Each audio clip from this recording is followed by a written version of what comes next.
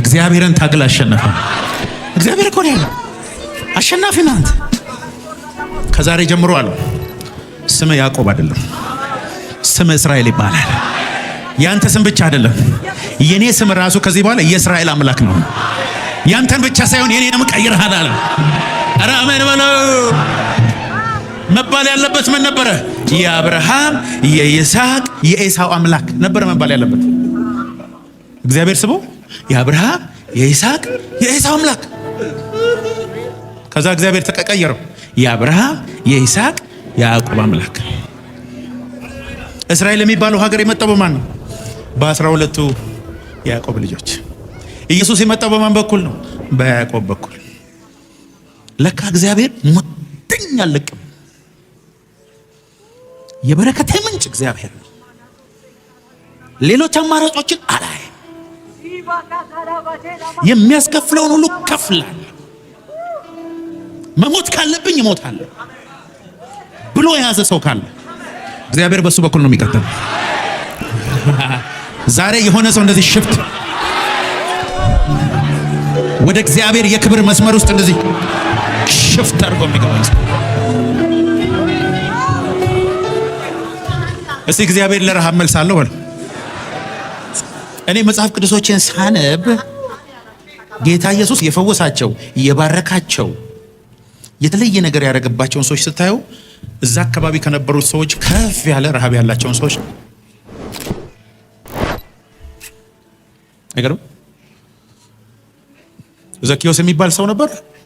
ቁመቱ በጣም አጭር ነው። ቁመቱ ብቻ ሳይሆን ደግሞ ቀራጭ ነው።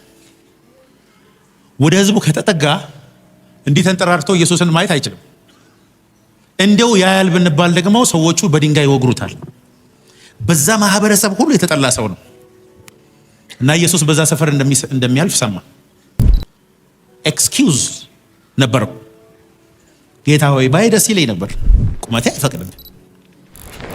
በዛ ላይ ህዝቡ ይወግረኛል። አም ሶሪ ውስጤ እየተመኘ ግን ማለፍ ነው አላለም። በእኔ ሰፈር ኢየሱስ አልፏል። እኔ ሳምባይ ውስጥ አየር ኖሮ እስትንፋሴ በእኔ ውስጥ ሆና እኔና ኢየሱስ ዛሬ እንገናኛለን። የሆነ ሰው እንደዛ ነው የመጣው ዛሬ።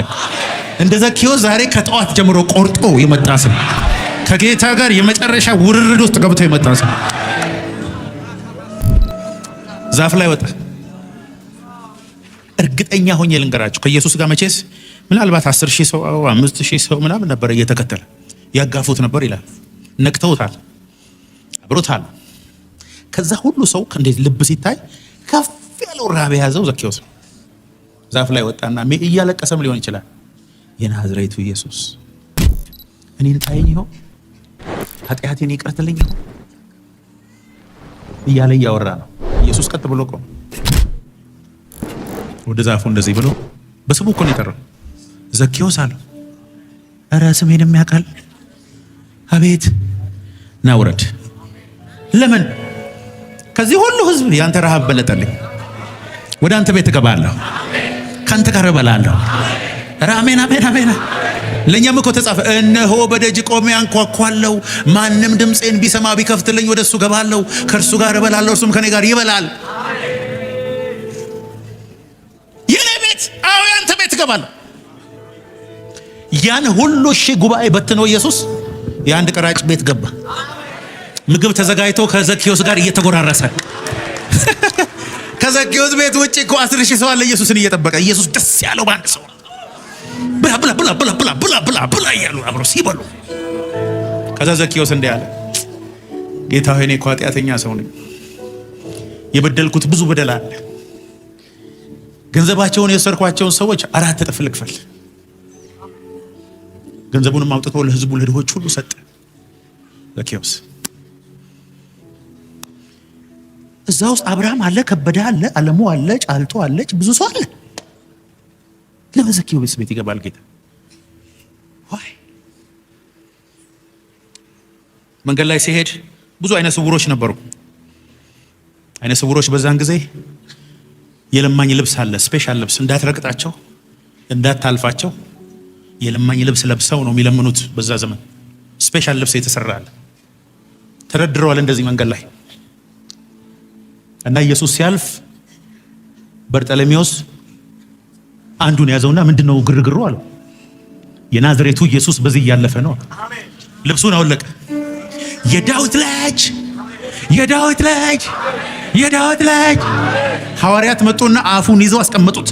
ዝም በል አንተ ደግሞ አይነ ስውር ዝም ብለህ ለምን ምን ያስጮሃል? ጸጥ በል ሲሉት ልቀቀኝ የዳዊት ልጅ።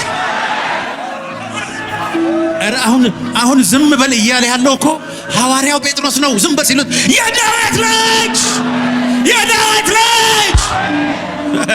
ኢየሱስንማ እኔን ሳይፈውሰኝ በዚህ አልፍም። ኢየሱስ በዚህ አልፎ እኔና አይነ ስውርነቴ አንቀጥልም። ስጠብቀው የነበረው ጌታ መጥቶልኛል፣ አልለቀውም። አብዝቶ ጮኸ ይላል። አፉን ቢይዙት ቢያስቀምጡት ዝም በል ቢሉት ሊሰማ ነው እንደ ሰው። እንዴት አይነት ደስ የሚል ሰው ነው። ኢየሱስም ቆመ ይላል። አምጡት ወደዚህ ያለ አምጡት። ይሄኛው ጩኸት ኖርማል ጩኸት አይደለም። ይሄኛው ጩኸት መልስ የሚፈልግ ጩኸት። ይሄኛው ጩኸት ከውስጥ የመነጨ ጩኸት። ይሄኛው ጩኸት ከሰማይ የሆነ ጩኸት። ከጎናችሁ ያለውን ሰው ንገሩት፣ ረሃብን የሚመልስ ጌታ በዚህ አለ በሉት። በልባክ ረሃብን የሚመልስ ጌታ በዚህ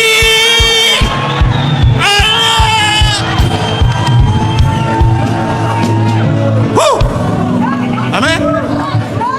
እስቲ ልንገራችሁ፣ ይሄ ሰውዬ ብቻውን አልነበረም። ቁጭ በሉ፣ ጌታ ይባርካቸው። ብቻውን አልነበረም እኮ እዛ አይደል ሲለምን። ብዙ ለማኞች ነበሩ። ታውቃላችሁ፣ ሁሉም ለማኞች አይነ ስውር እንደሆኑ አርጅተው እንደሞቱ ያለፈው ኢየሱስ ዘሴም ኢየሱስ። እዚህ አይነ ስውሮች ተሰብሰቡ ልፈውስ ብሎ ኢየሱስ አይፈውስም ማለት። አንዱ አይናማ ሆኖ እድሜውን ጨረሰ፣ ሌሎቹ እንደዛው ጨረሱ።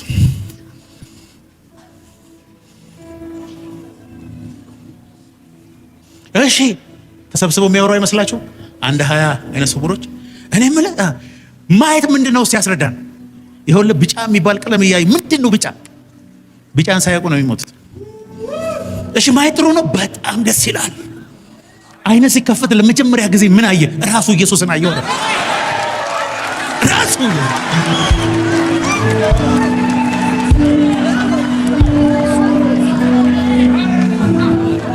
እንዴት ከኢየሱስ ይጀምራል ሰው? ከተማ ውስጥ እጁን ኪሱ ከቶ ለማኞችን ሲያይ ሳንቲም ብር እያደረገላቸው አይዟችሁ ብታምኑ ታያላችሁ። ኧረ አሜን አሜን አሜን። እስቲ ከጎናችሁ ላለው ሰው ንገሩት፣ እግዚአብሔር ለረሃብ ሁሉ ጊዜ መልስ አለው በሉት። አንዳንዴ አይደለም፣ በነገራችን ላይ ሁሉ ጊዜ ሁሉ ጊዜ ሁሉ ጊዜ። የዛሬ 15 ቀን ነው ስለ ሳምራዊቷ ሴት ያስተማርኩ። በጣም ከመወዳቸው ሰዎች አንዷ ደግሞ ሳምራዊቷ ሴት ናት። 5 ባሎች ያላት በቃ ባል አይበረክትላት። ታገባለች፣ ትተዋት ሄደ። ታገባለች፣ ትተዋት ሄደ። ሼም ነው ለሱ። በጠራራ ፀሐይ ውሃ ልትቀዳ ሄደች። ቦታው በጠራራ ፀሐይ የሚካሄድበት አይደለም። የሄዳችሁ ታውቃላችሁ። ጭራሽ ትቀልጣለች እዛ ቦታ። ሰው ከሚያያት በፀሐይ ቀልጣ ውሃ መቅዳት ነበረባት። ጠምቷታል። ለካ ውስጧ ያለው ረሃብ ውሃው ሳይሆን መሲሁ ነው የሚመስለኝ። ልንገራችሁ፣ ያን ቀን እንስራዋን ይዛ አንተ መሲሁ ክርስቶስ መቼ ነው መጥተህ ከዚህ ችግር የምትገላግለኝ? ግን ብቻዋን እያወራች መሲሁ ክርስቶስ እሱ በመጣ ጊዜ ሁሉን ይነግራችኋል ተብሏል፣ ናና ንገረኝ፣ መቼ ነው እኔ ችግር የሚያበቃው? ማምለክ አማረኝ፣ በነፃነት መዘመር አማረኝ፣ እውነተኛ እውቀት ፈለግኩ እያለች ኢየሱስ እየሄደ እያለ በሳምራውያን መንደር ለመግባት ግድ ሆነበት። ተጎትቶ ገባ። አሜን። ዛሬ የሆነ ሰው ቤት ኢየሱስ በግድ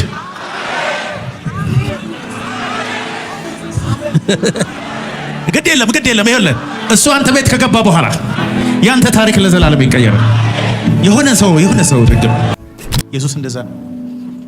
የአይሁድን ልብስ የለበሰ ነጠላውን የለበሰ በረባሶን ያደረገ አይሁዳዊ ሆነ ከኔ ውሃ። ይሄ ውሃ የሚለምንሽ ማን እንደሆነ ብታውቂ እንጂ ትለምኘው ነበር። እሱ የህይወትን ውሃ ይሰጥሽ ነበር። ተው ባካለችው። በቴዎሎጂማ እንደራረስም። ሴትዮዋ ጠጥታለች። ይኸውልህ አባታችን ያዕቆብ ከብቶቹም ልጆቹም ከዚህ ውሃ ጠጥተዋል። አንተ ከያዕቆብ ከእስራኤል ትበልጣለህ ያለችው። ከዚህ ውሃ የሚጠጣ እንደገና ይጠማል። እኔ ከምሰጠው ውሃ የሚጠጣ ግን ከሆዱ የሚፈልቅ የዘላለም ምንጭ ነው። ይህንን ኢየሱስ ለማንም ብሎ እንደማያውቅ ታውቃላችሁ? የመጀመሪያ ከሆዳችን ውስጥ ውሃ እንደሚፈልቅ የነገረን በሷ ምክንያት። ለመጀመሪያ ጊዜ እግዚአብሔር መንፈስ ነው የሚሰገድለት በእውነትና በመንፈስ ነው ያለው ለሷ ብቻ ነው። እንዲያውም ለመጀመሪያም ለመጨረሻ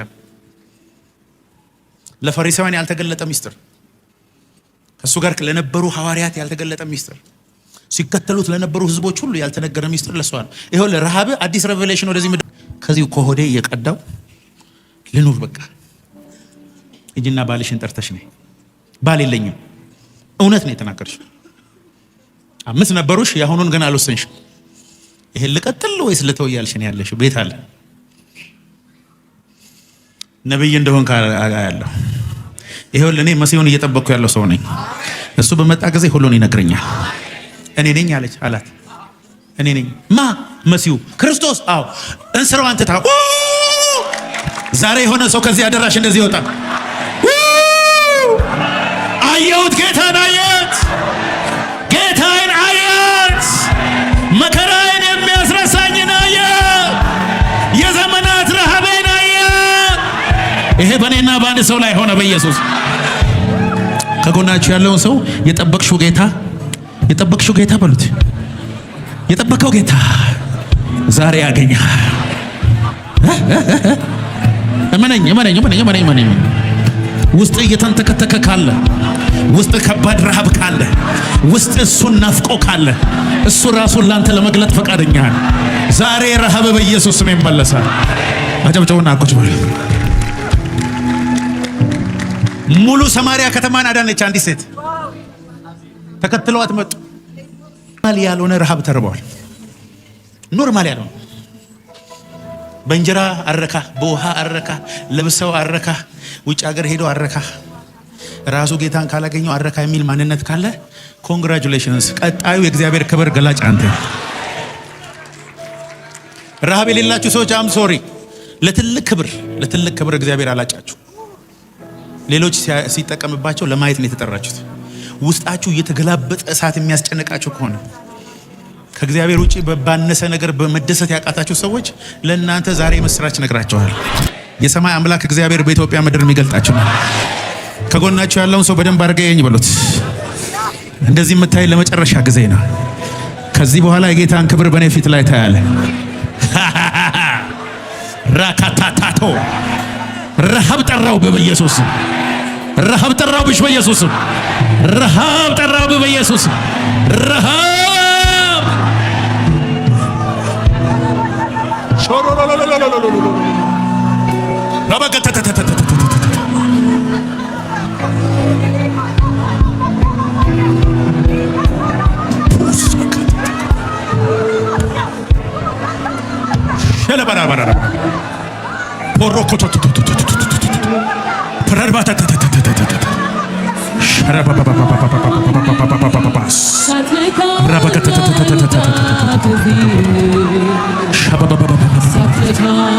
ወደ ክብር ክልል ዘለ ትገባለህ።